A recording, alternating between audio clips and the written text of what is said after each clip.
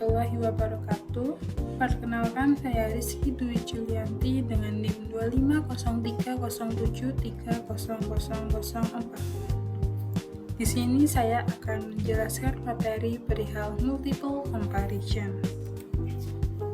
Yang pertama ada pendahuluan. Penolakan hipotesis nol dalam uji F ANOVA mengindikasikan adanya perbedaan signifikan antar rata-rata populasi. Namun, uji tersebut bersifat global sehingga tidak merinci lokalisasi perbedaan tersebut secara spesifik. Ketika kita berhasil menolak H0, hal tersebut hanya menginformasikan bahwa minimal ada satu pasang rata-rata populasi yang berbeda nyata. Guna menghindari bias data snooping, yakni kecenderungan subjektif peneliti untuk langsung membandingkan kelompok-kelompok tertentu yang hanya terlihat memiliki perbedaan ekstrim pasca observasi data, diperlukan prosedur perbandingan ganda yang ketat.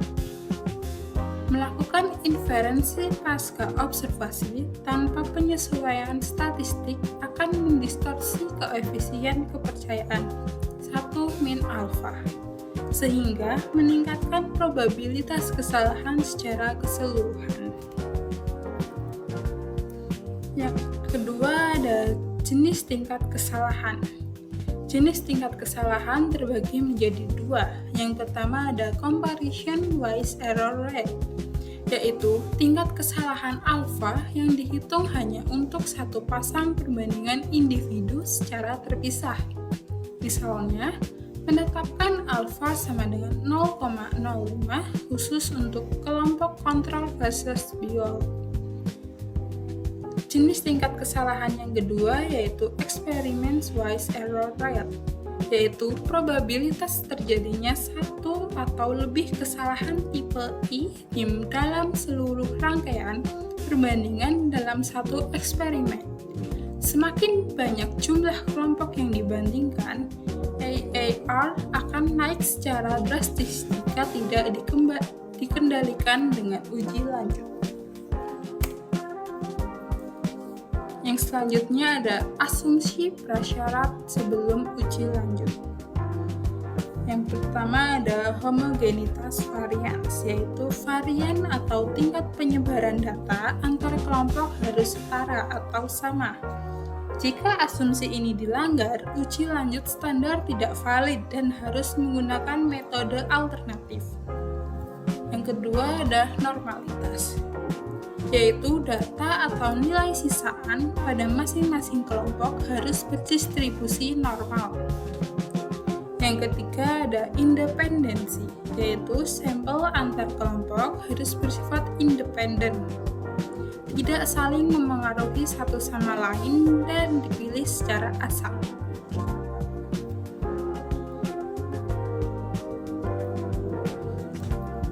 Selanjutnya ada prosedur kontras linear dan ortogonal.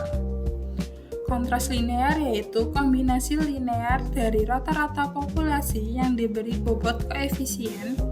Rumusnya ditulis secara sederhana sebagai L sama dengan A1 kali MU1 ditambah A2 kali MU2 hingga AT kali MUT. MU adalah rata-rata populasi dan A adalah angka bobot koefisien. Syarat mutlak kontras yaitu jumlah total dari seluruh koefisien bobot wajib sama dengan 0. Ortogonalitas. Dua buah kontras disebut ortogonal jika hasil kali antar koefisien bobotnya bernilai 0. Ini menjamin bahwa informasi dari kedua kontras bersifat mandiri, tidak tumpang tindih. Jika kita memiliki T kelompok perlakuan, maksimal hanya bisa dibentuk sebanyak T-1 kontras ortogonal. Yang selanjutnya ada metode perbandingan berpasangan post hoc. Ketika melakukan uji lanjut berpasangan, dua kelompok dinyatakan berbeda nyata jika selisih rata-rata lebih besar daripada nilai kritis masing-masing metode. pertama ada metode Fisher Least Significant Difference, yaitu LSD. Karakteristiknya yaitu metode paling sensitif dan memiliki kuasa uji tertinggi untuk mendeteksi perbedaan kecil, namun paling lemah dalam mengendalikan kesalahan keseluruhan. Syarat LSD yaitu hanya boleh digunakan jika uji F ANOVA terutama terbukti signifikan. P kurang dari 0,05. Rumus nilai kritisnya yaitu LSD sama dengan T alfa per 2 akar NSE kali 1 per NI ditambah 1 per NC. T yaitu nilai tabel T, MSE adalah rata-rata kuadrat galak dari tabel ANOVA, dan N adalah jumlah sampel per kelompok S. Yang kedua ada prosedur 2K. Karakteristiknya yaitu sangat ketat dalam mengendalikan tingkat kesalahan keseluruhan eksperimen dan sangat tepat dipilih jika tujuan peneliti adalah membandingkan seluruh pasangan kelompok yang ada. Rumusnya yaitu W sama dengan I akar MSE per N. I adalah nilai dari tabel distribusi khusus student ranks dan N adalah jumlah sampel. Yang selanjutnya ada prosedur Dunant. Karakteristiknya yaitu digunakan khusus jika eksperimen memiliki satu kelompok kontrol yang ingin dibandingkan dengan beberapa kelompok perlakuan baru. Jauh lebih kuat daripada 2K untuk kasus ini karena jumlah perbandingannya lebih sedikit, tidak membandingkan bersama kelompok pelapor. Rumusnya yaitu D sama dengan D akar MSE 1 per N0 plus 1 per NI. D sama dengan nilai tabel Dunant dan N0 sama dengan jumlah sampel khusus kelompok kontrol. Yang selanjutnya dan yang terakhir ada metode ESCAPE. Karakteristiknya yaitu metode paling konservatif, paling ketat, dan paling berhati-hati. Kelebihannya adalah mampu menjaga tingkat kesalahan tetap aman meskipun digunakan untuk menguji semua kemungkinan kombinasi kontras linear sekaligus, bukan hanya perbandingan berpasangan tunggal. Rumusnya yaitu S sama dengan S akar T-1 kali F kali akar MSE kali sigma A kuadrat per N. F sama dengan nilai dari tabel F ANOVA dan T adalah total jumlah kelompok. Sekian materi yang dapat saya sampaikan perihal multiple comparison. Selanjutnya kita akan mencoba analisis di SPSS. Selanjutnya kita akan mencoba menganalisis menggunakan SPSS. Yang pertama kita siapkan dulu datanya di Excel. Kemudian kita salin semua data yang ada. Kita buka SPSS-nya dan kita salin ke sini. Nah, sudah muncul. Kemudian kita pergi ke variable view. Kita mengubah namanya ini di group, tipenya kita ubah menjadi numerik, akhirnya ini menjadi kelompok percobaan.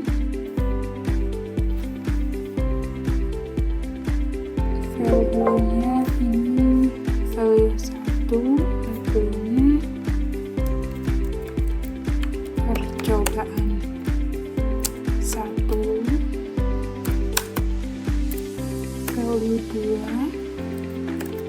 percobaan 2, value 3 percobaan 3. lalu kita klik OK.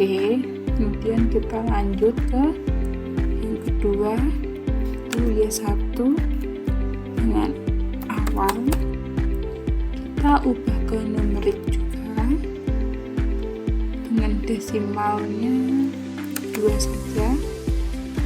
Klik OK. Labelnya yaitu kita ubah menjadi pre-test 1.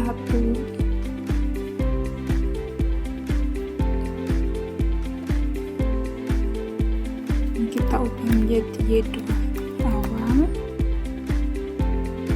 Ini sama, kita ubah ke numerik dengan desimal 2. Oke.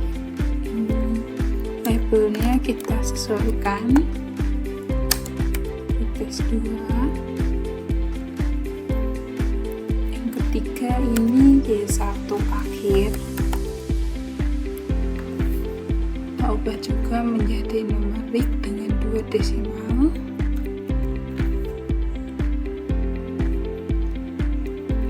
Post tes 1. Dengan 2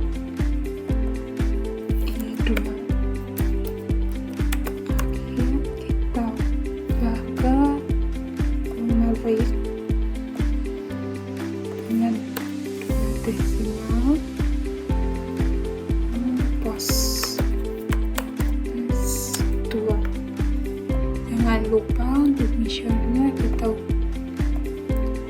bagian Y1 awal hingga Y2 akhir kita ubah ke scale.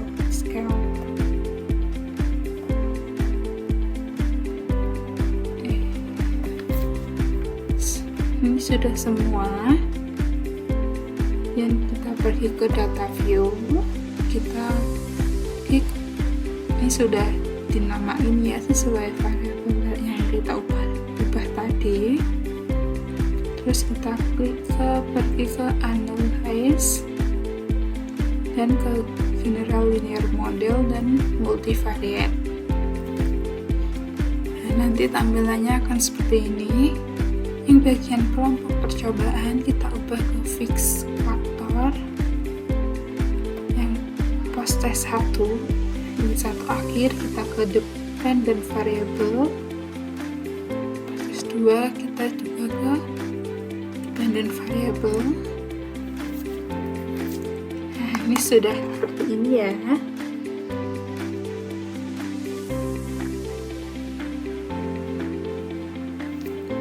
Kemudian kita pergi ke menu post hub. Nah, grup ini yang di faktor kita pindahkan ke bagian kanan, ke post hub test. Nah, ini muncul ya pilihan-pilihan ini, kita sesuaikan aja seperti materi yang kita jelaskan tadi, yaitu ada LSD, Scrive, 2K, dan Dunet. Terus kita klik continue. Sudah. Setelah itu kita pergi ke menu option. Nah, di sini kita perlu mencentang beberapa pilihan. Yang pertama ada descriptive statis. Yang kedua ada estimate of effect size, dan yang terakhir ada parameter estimates. Sudah, kita pergi ke continue. Ini sudah seperti ini ya. Kemudian kita klik OK.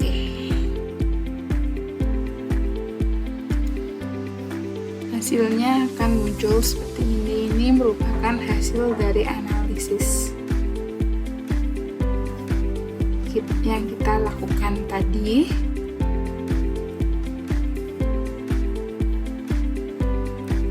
Selanjutnya saya akan mencoba menjelaskan mengenai analisis yang sudah dilakukan tadi. Jadi penelitian ini melibatkan 96 responden yang tersebar secara proporsional ke dalam 3 kelompok sampel. yaitu percobaan 1 sebanyak 33, percobaan 2 sebanyak 31, dan percobaan 3 sebanyak 32.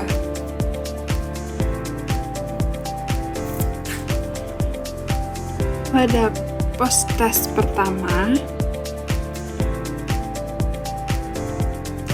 percobaan 1 menunjukkan nilai 7,43,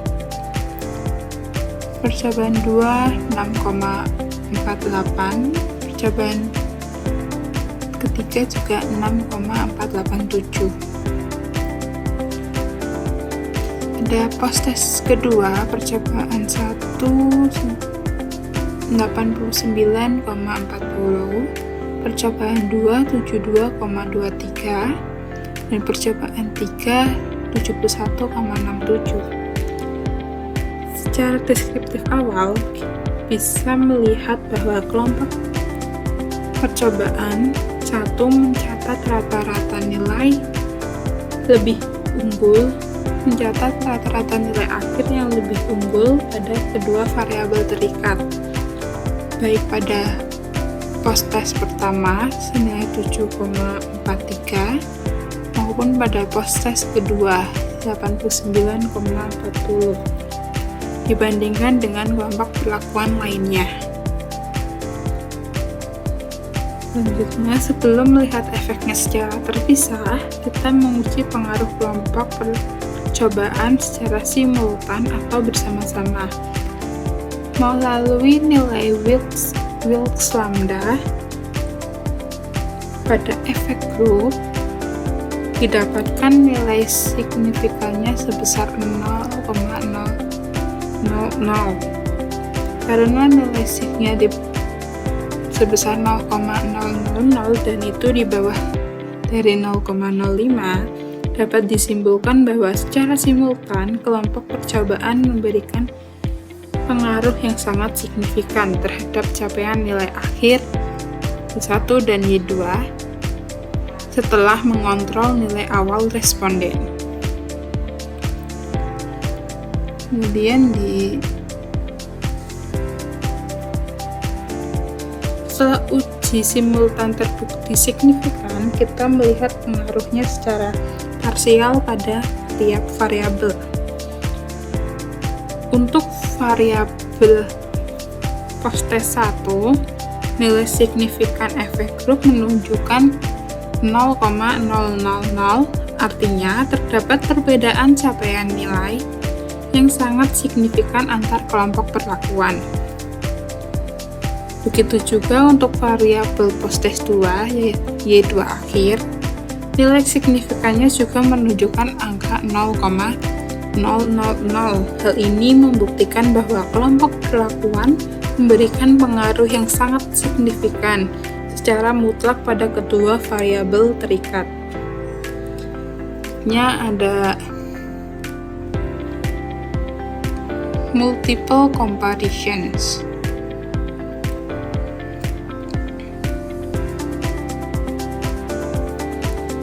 Masuk ke uji lanjut perbandingan perpasangan, garis besar hasilnya menunjukkan pola yang sangat konsisten di seluruh jenis uji lanjut yang kita gunakan, baik 2K, SKIF, LSD, dan DUNET. Kesimpulan utamanya menyatakan bahwa perlakuan 1 lebih unggul mutlak secara signifikan dibanding kelompok lainnya dengan nilai signifikannya 0,000 pada kedua variabel terikat.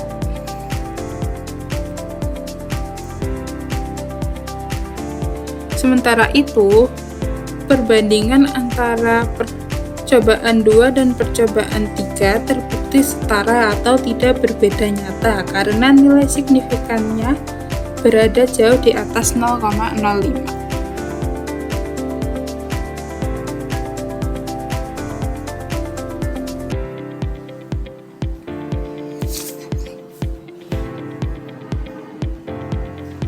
Selanjutnya ada homogeneous test.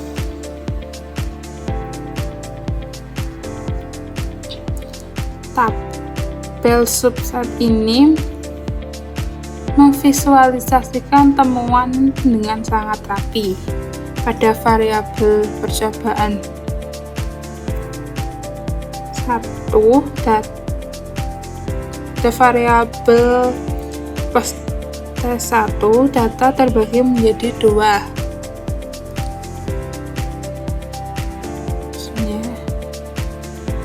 Dua subset yang perlakuan 3 dan 2 berkumpul di subset 1 dan karena nilainya tidak berbeda signifikan, sedangkan percobaan 1 berdiri sendiri di subset 2 sebagai kelompok dengan nilai tertinggi. Kemudian pada post test 2, pola yang sama terulang pada variabel Y2 akhir, perlakuan percobaan 3 dan percobaan 2 berkumpul di subset 1 dinilai percobaan 3 nilainya 71,67 dan percobaan 2 nilainya 72,23. Sedangkan percobaan 1 terpisah sendiri di subset 2 dengan pencapaian nilai tertinggi sebesar 89,40.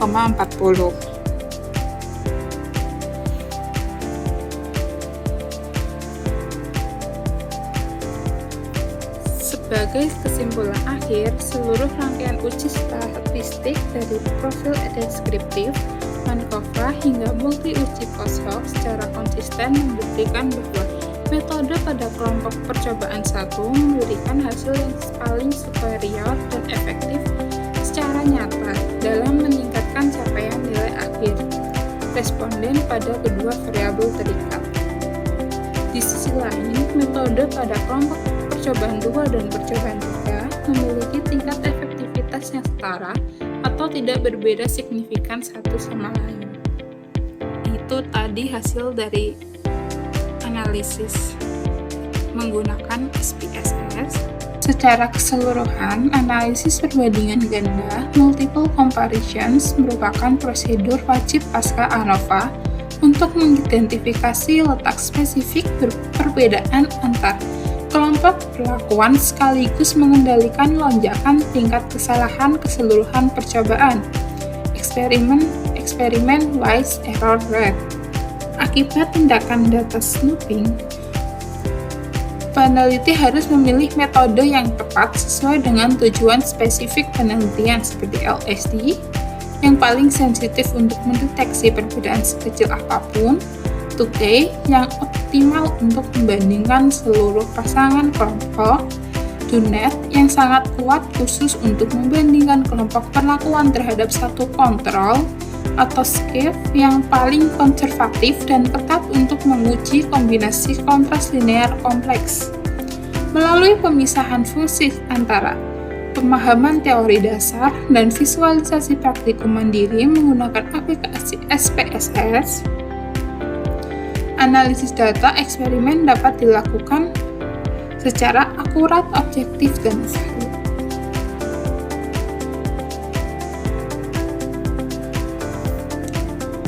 Sekian materi yang bisa saya sampaikan perihal multiple comparison. Semoga dapat bermanfaat bagi kita semua. Terima kasih.